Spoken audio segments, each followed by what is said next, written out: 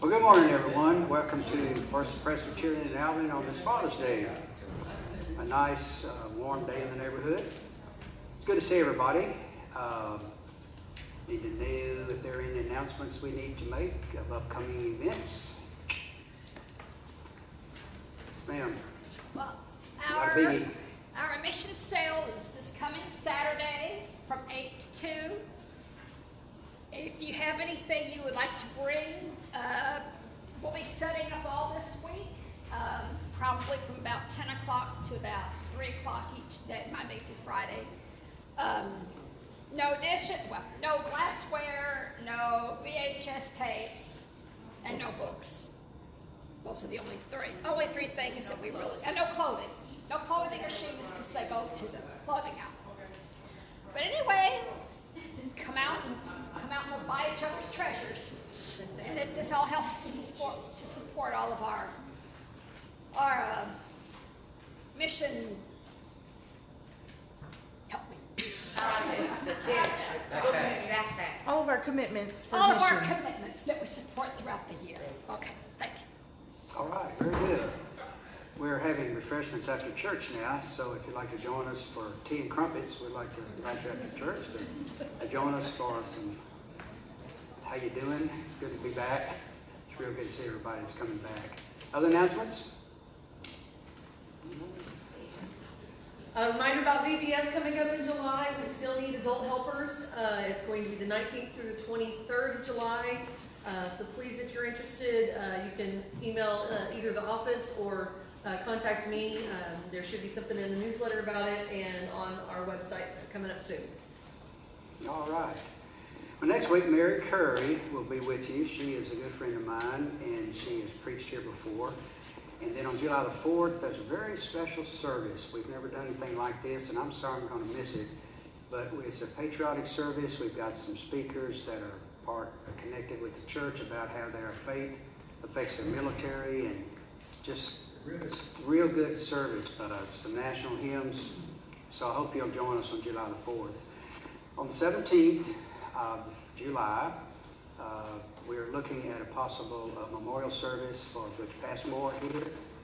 And then that evening is recreational dance night. So you can come here in the morning and then come to the church at night. And then we will have communion on the 11th because of July the 4th service. So a few changes that are being made. So I'll see y'all on the 11th. There you go. I'll be up with 5 little kids less than 3 years old for a week. Grandkids are great. I guess I'll be here on the 11th. It depends. I don't know how much I've got left, but you know. Any other announcements? Okay, very good. Let's go.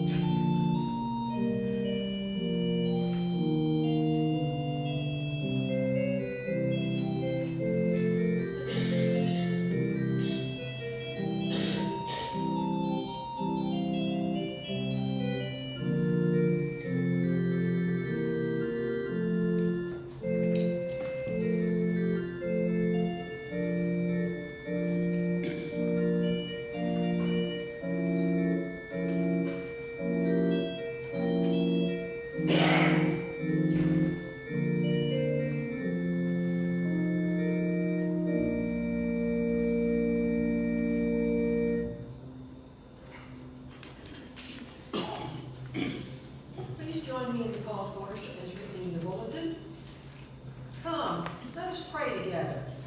For our God is a listening God. Let us sing together. For our God is a joyful God. Let us praise together. For our God is a majestic God. Let us rejoice together. For our God is a loving God. Let us worship God. Let us pray. There are many kings, Lord, but you are the King of kings. There are many lords, but you are the Lord of lords. There are many so-called gods, but you are the God of gods. We praise you as we worship you, King of kings, Lord of lords, and God of gods. Amen.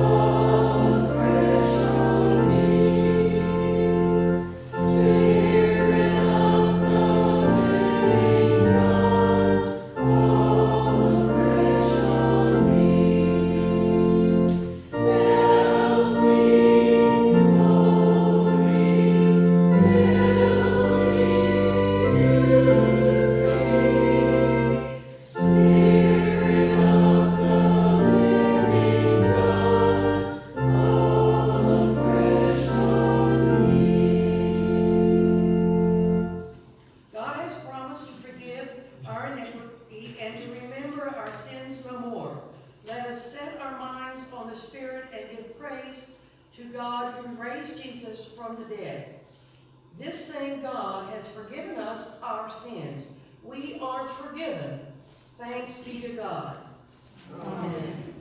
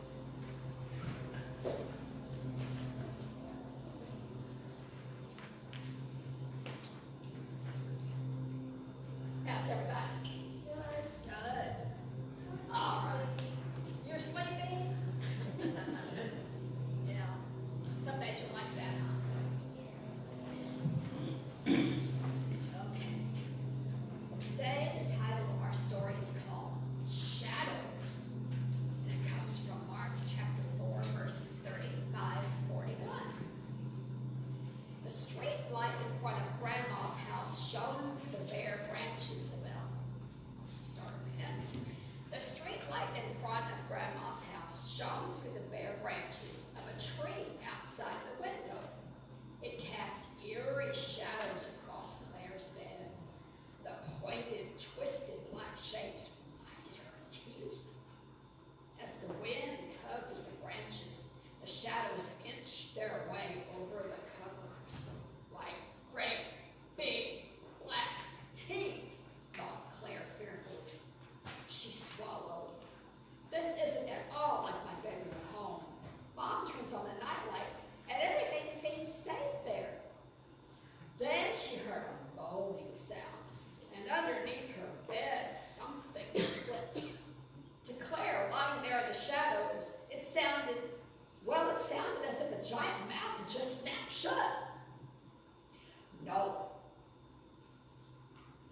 She drew the covers up to her chin and squeezed her eyes shut. No, I've got to keep them open, she decided. I've got to be ready to jump out of bed. Grandma, Claire called.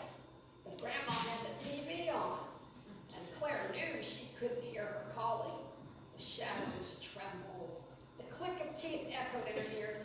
Oh, Lord, whispered Claire. I'm really scared. Please help me. In answer to her prayers, Claire remembered stories from Sunday school. Stories about times the disciples were afraid. Once, as the men sailed in a small boat, the wind roared and the waves crashed into their boat. The disciples rowed for their lives. They bailed out the water as more water poured in. Like her, the disciples had been terrified. Claire remembered what happened next. Jesus had been sleeping, but the disciples woke him up. Then Jesus said, "Peace, be still." And the wind and the sea grew calm. Claire remembered that Jesus was Lord of everything, even shadows and scary sounds. And he's right here with me, she thought. After that, things didn't seem quite so scary. In a whisper, she began to sing one of her favorite songs from Sunday school. And soon she was fast asleep. Let's pray.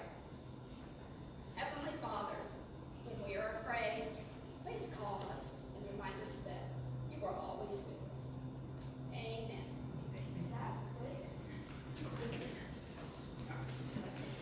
Be good listeners. That was more than second.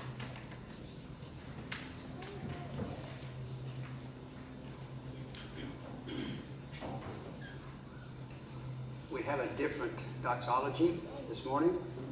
It's one that you've sung before. It is 593.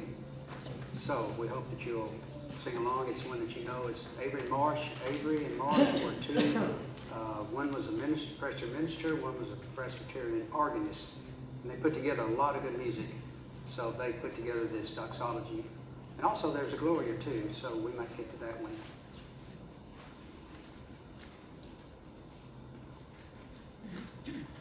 You gonna sing for us?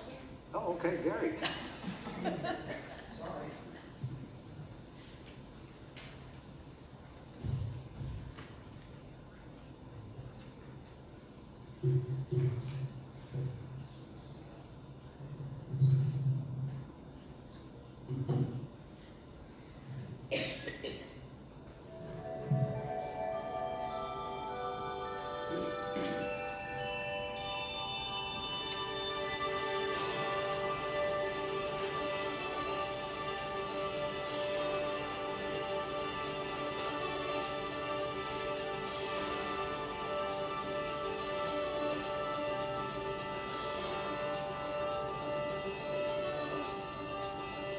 Take this man to prison, the man heard Herod say.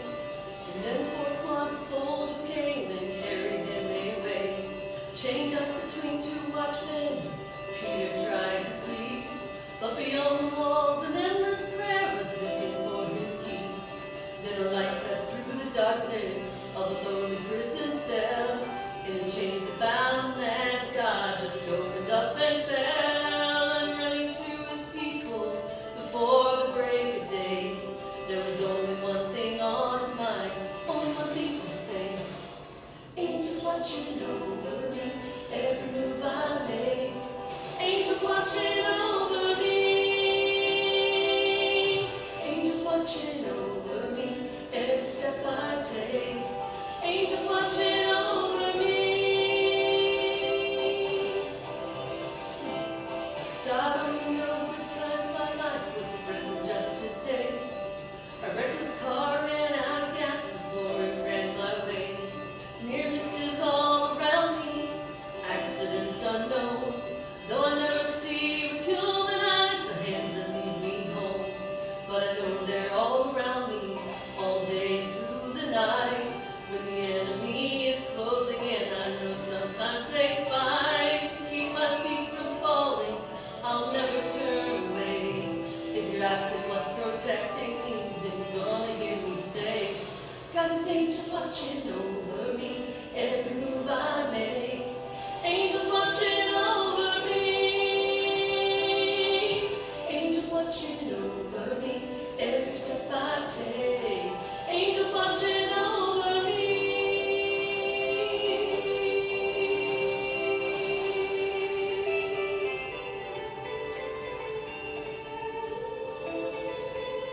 Angels watching over me.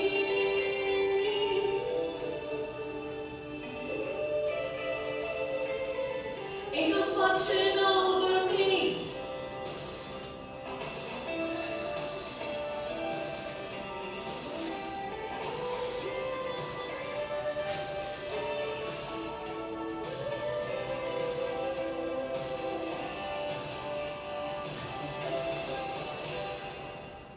God is angels watching over me, every move I make.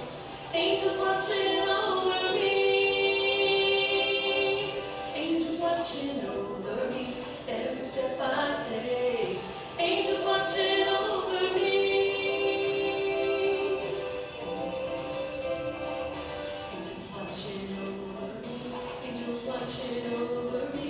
Angels watching over me. Angels watching over me.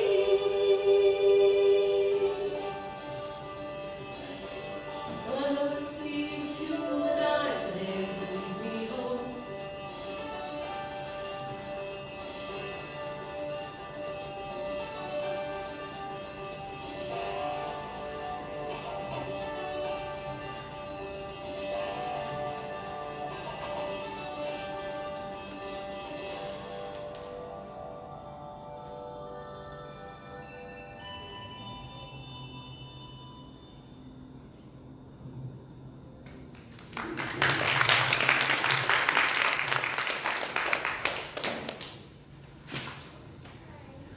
Our offering is more than just treasure, time and talent. Thank you for sharing your musical talent. That's great. Let us worship God with our tithes and offerings.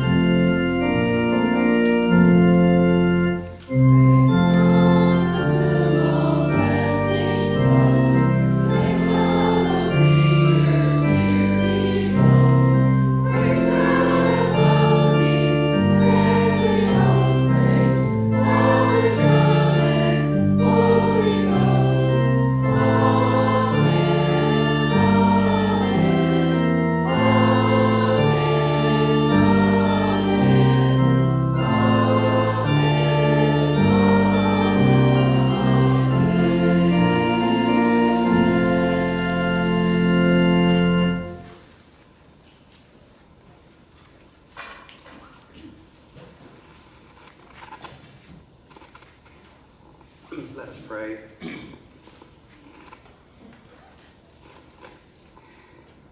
We always thank you, loving God, for the gifts that you give us. The time that you give us to serve you, the 24 hours a day that you allow us to fill up the way we see fit, but hopefully there's time for you. The talents that you've given us for your glory, for the edification of your people, in the ways we use our talents to help others. And our treasure that keeps things rolling. We thank you for the giving of this church that is being sustained by the gifts as well as the missions that we have, the mission that's coming up, and the ways that we reach out to others. Continue, loving God, to give us the gifts that we need to be your disciples so that others will see your grace, your love, and your presence in all of our lives. For we ask these things in Jesus' name. Amen.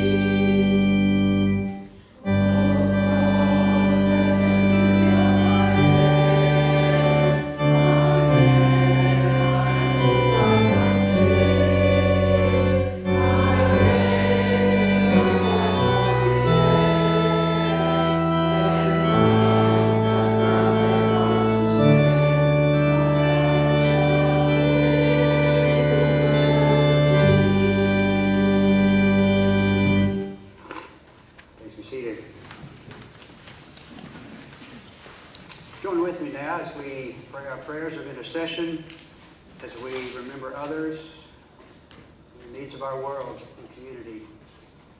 Let us pray.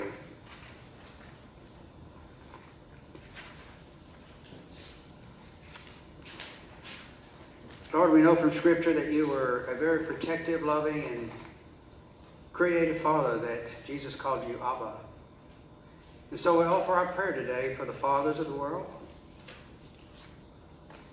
Help them not be so busy and that they miss their children's childhoods. Teach them to love, to care about feelings and the little things, that the whole world may be richer. Let them be gentle and loving to their children's mothers. In order that families may be strong and joyous, show them how to relax and to play, not to be so worried and caught up in things that really don't matter. No one ever puts on their gravestone, "I wish I had more time in the office." So grant that we may have faithful relationships to you, that they may be models of honesty and spirituality and wholesome love for their children and families and community. Give us all a respect for fatherhood in order that we may live in natural order with your creation, Remind us today of the fathers of our faith who braved the seas, crossed the mountains, fought with the wild beast, and died in prisons in order to keep alive the gospel of our Lord. We pray that you would deepen our commitment to what they believed in and increase our strength for meeting the demands of the gospel in a complex world. Comfort those who are sad and lonely. We pray you would give heart to those that are discouraged. Be with those that are sick and their special needs that we ask you today. For the Gardena family, Sheila's nephew who lost his life last week. For Lisa, imagine, pray for her. For Kim, that she's okay back in chemo, and Margie Hill's husband is better. Yes, God is with you and the devil's behind you. We pray for the needs that are going on in our world, for the horrors of a country that's committing genocide, for the war in the Middle East that never seems to go away between the Palestinians and the Jews. For turmoil in our own country where we see each other not as friends but as adversaries. For the disruption in the church over all sorts of things that should never be the problem. And just kind of the confusion of life, loving God. It's very hard to be a father. It's very hard to be a mother. It's hard to be a family. With all the things that are going on and the senseless shootings and losing loved ones that should never be lost. We need help. And we know that you came to show us the way, the truth, and the life, and yet we turn away.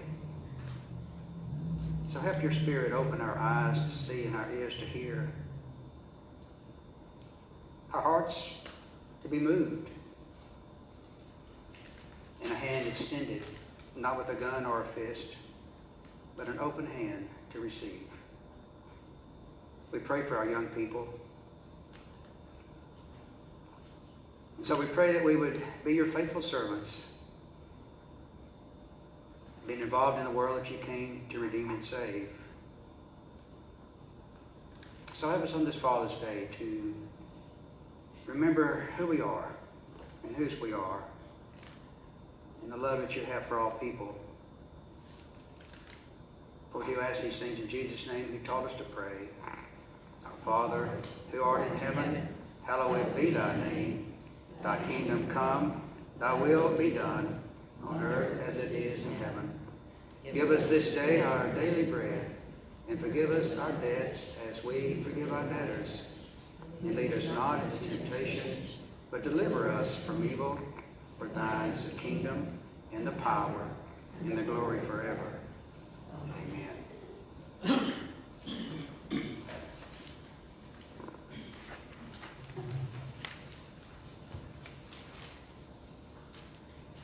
Our epistle reading today is from the 6th chapter of 2 Corinthians, verses 1 through 13.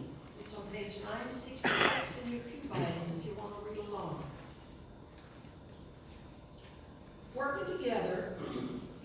Working together with him then, we appeal to you not to receive the grace of God in vain. For he says, in a favorable time I listened to you, and in a day of salvation I have helped you. Behold, now this is the favorable time. Behold, now is the day of salvation. We put no obstacle in anyone's way, so that no fault may be found with our ministry. But as servants of God, we commend ourselves to every way, by great endurance in afflictions, hardships, calamities, beatings, imprisonments, riots, labors, sleepless nights, hunger, by pity, knowledge, patience, kindness, the Holy Spirit, genuine love, by truthful speech, and the power of God, with the weapons of righteousness and for the right hand and for the left, through honor and dishonor, through slander and praise. We are treated as impostors and yet are true, as unknown and yet well known, as dying and behold we live, as punished and yet not killed, as sorrowful yet always rejoicing, as poor yet making many rich, as having nothing yet possessing everything. We have spoken freely to you. We have spoken freely to you, Corinthians. Our heart is wide open. You are not restricted by us, but you are restricted in your own afflictions. In return, I speak as to children. Widen your heart always. This is the word of God.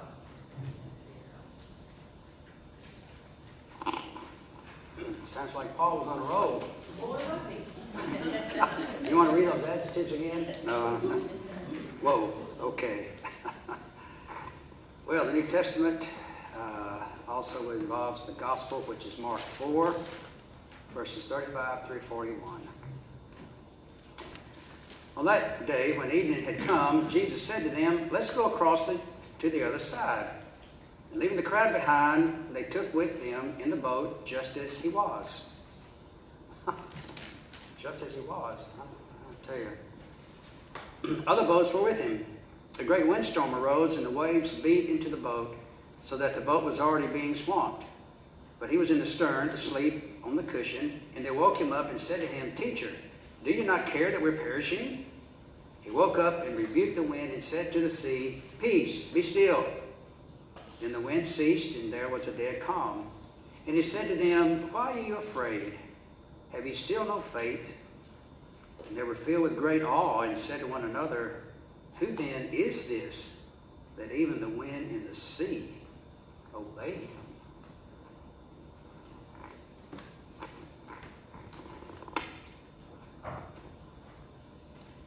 I imagine some of you like to sail. I like to sail until I discovered my sea legs weren't what I thought they were. Put the little patch behind your ear and do things.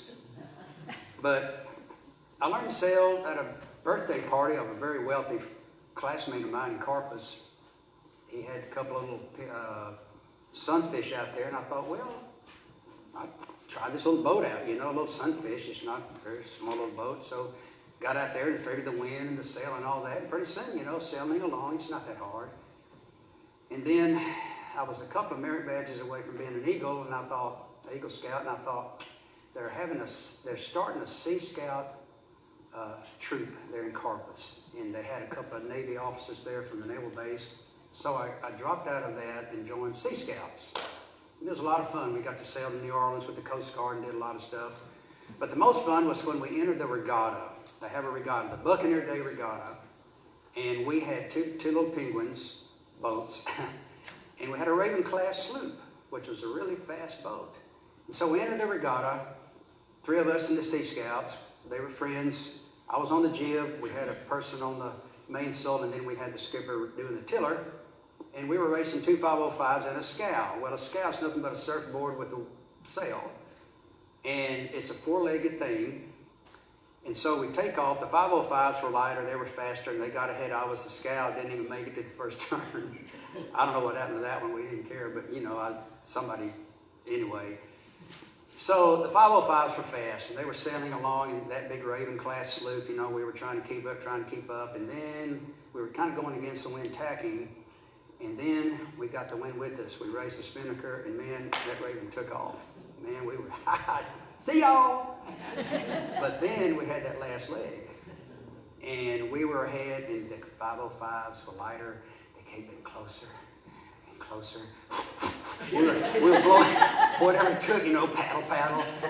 We beat them by about half of both lengths. And everybody went crazy. Three teenage boys and Sea Scouts beat these wealthy skippers of these 505s. Anyway, wrote a short story in creative writing at LSU and enjoyed doing that. And, got a sailboat when I moved to Kemah. And anyway, sailing is fun. Went through the class to be trained, and you learn at night. It's kind of dangerous to sail at night. You can't see. So you learn to read the lights on the ship. If you're a sailboat and you have a certain light structure, that means you're under sail. Okay, so they have right of way. If they have a different light structure, then they're sailboat under power. And of course, the big ships, they don't have to even have any lights hardly. You know that they're coming. So anyway, it's fun to sail. It's a lot of fun until, you know, one of those. And it didn't take many of those. I said, I think it's time to sail the sailboat, if you know what I mean. So, the story today is about sailing at night across the Sea of Galilee that has all these instant problems with weather.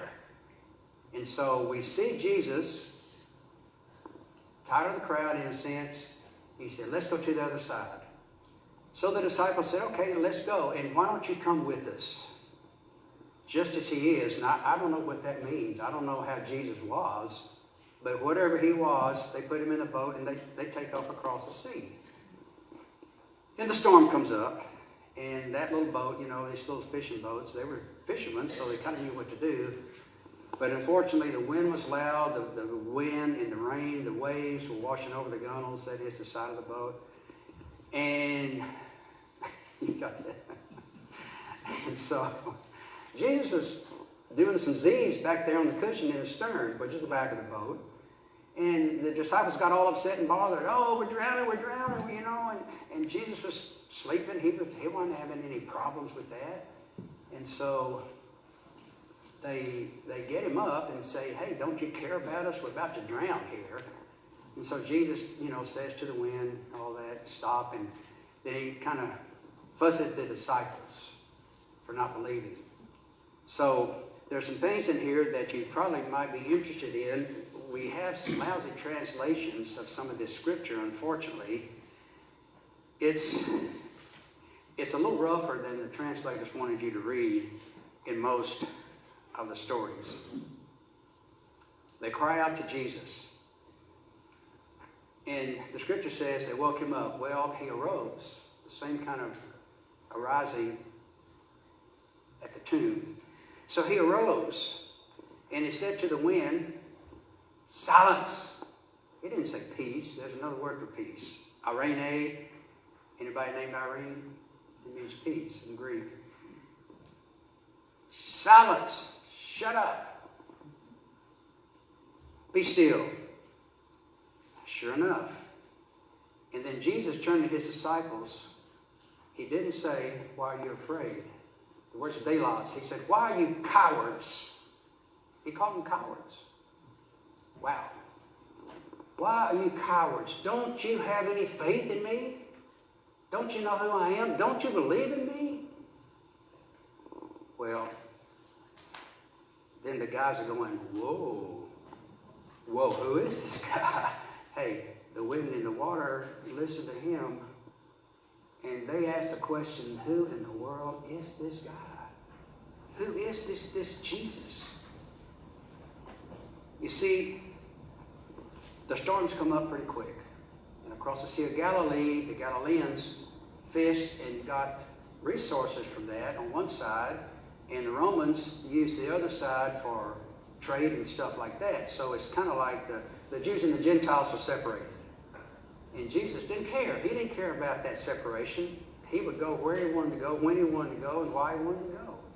He didn't let these barriers separate Jew and Gentile. He was for all people. And so they go across, and there's got to be a moral in the story somewhere. The storms come to us. We know about storms. 4 hurricanes last year. We're getting into the hurricane season this year. What's going to happen again? You know, we had Harvey. We've had a lot of natural disasters. We're all froze to death. And by the way, we're still paying a $10,000 light bill. And so we know about the storms that nature has to do with us. But there are other storms in our lives. Personal things. We're fighting diseases. We're fighting a lot of different things that would be considered storms.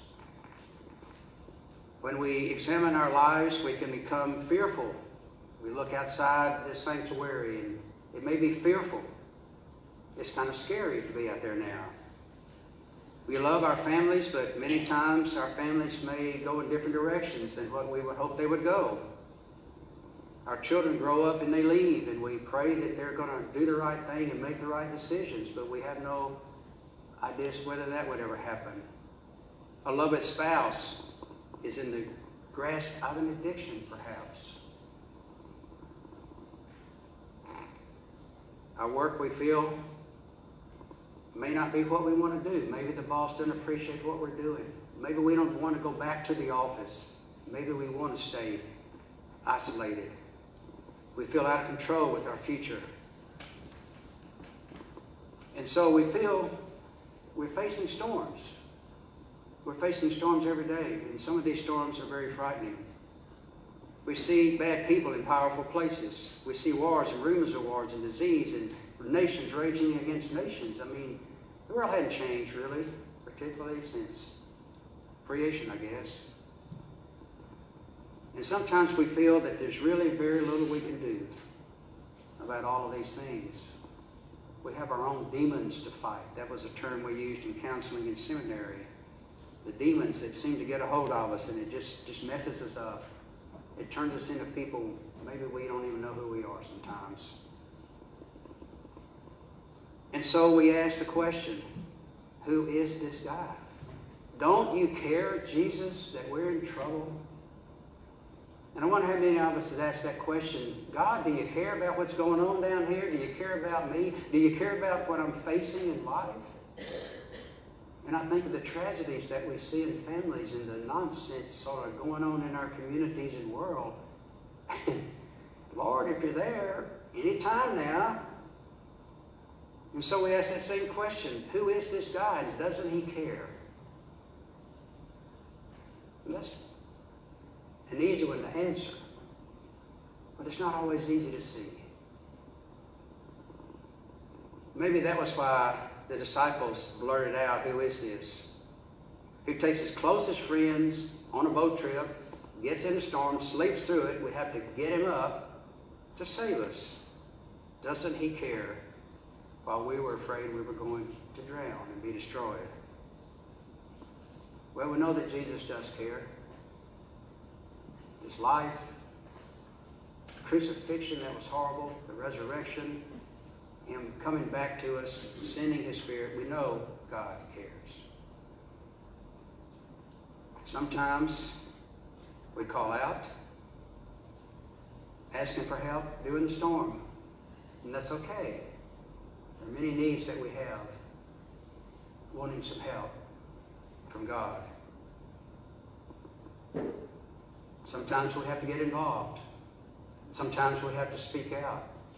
Sometimes we have to use our discipleship on the street to make the changes that have to come to make a more peaceful world. To follow Jesus, sometimes we have to go out into that storm, and sometimes we have to be in that storm.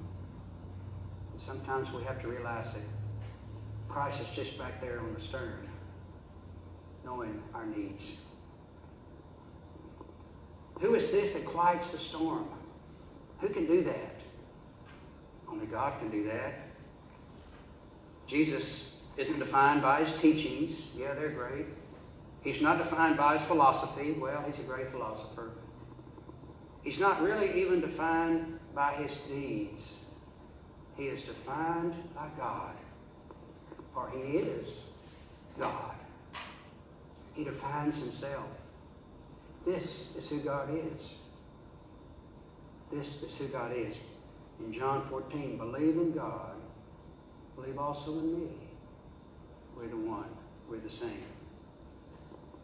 Jesus is a full revelation of who God is and what God is up to in the world. Jesus demonstrates that God is not just some inspirational, detached, uncaring God that we can put on a shelf and pull out whenever we need it. No, God is active in the world. God is active in our church. God is active in our lives. Even though sometimes we can't see it, that's a problem.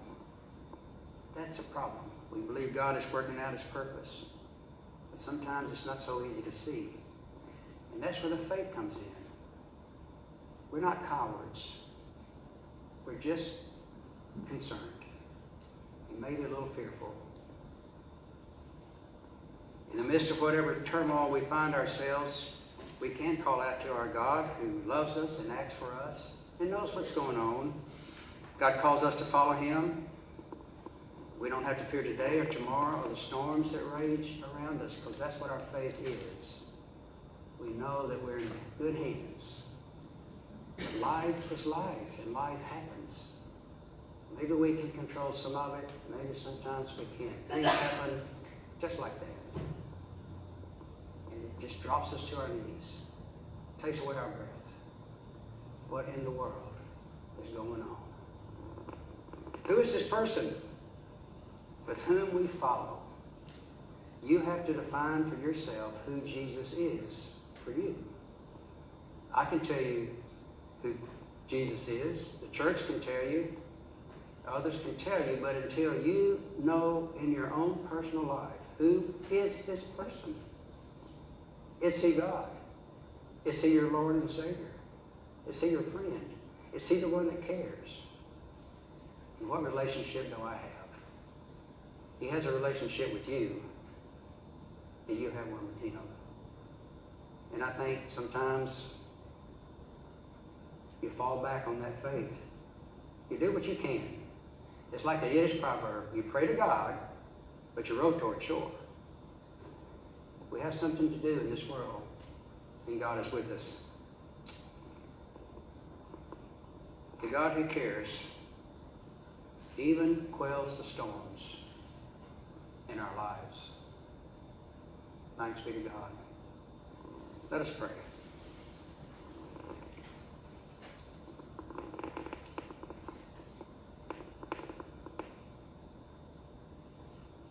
Life can be pretty tough and trying, loving God. We have things happen to us that we don't invite.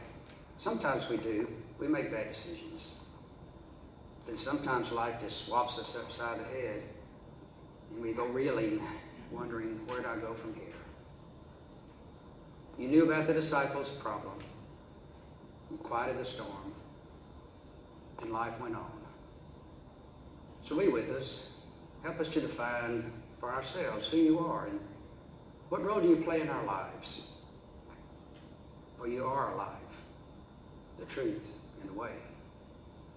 Help us to see that and to live that and to certainly believe it. In Jesus' name we pray. Amen.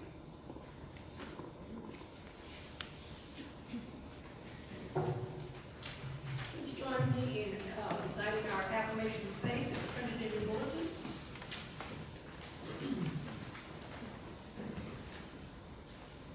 We believe in God, the Father, who created the heavens and earth, who makes the sun to rise upon the just and the unjust, who provides and protects all of his children. We believe that the Father so loved the world that he sent his only Son for our salvation. We believe in Jesus Christ, his Son, who for love became flesh and blood, who accepted our human condition, who experienced our humanity with his joys and sorrows, his disappointments and expectations. We believe that Jesus accepted death and rose to a new life for our salvation. We believe in the Holy Spirit as giver of life and who forms us into one community of God. We believe in the Father, Son, and the Holy Spirit.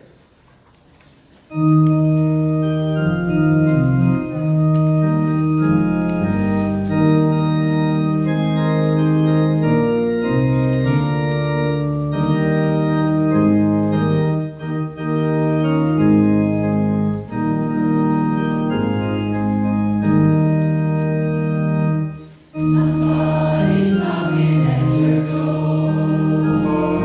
Somebody's knocking at your door.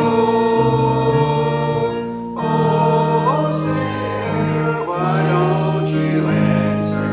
Somebody's knocking at your door. Knocks like Jesus. Somebody's knocking at your door. Knocks like Jesus. Somebody's knocking at your door. Oh, sinner,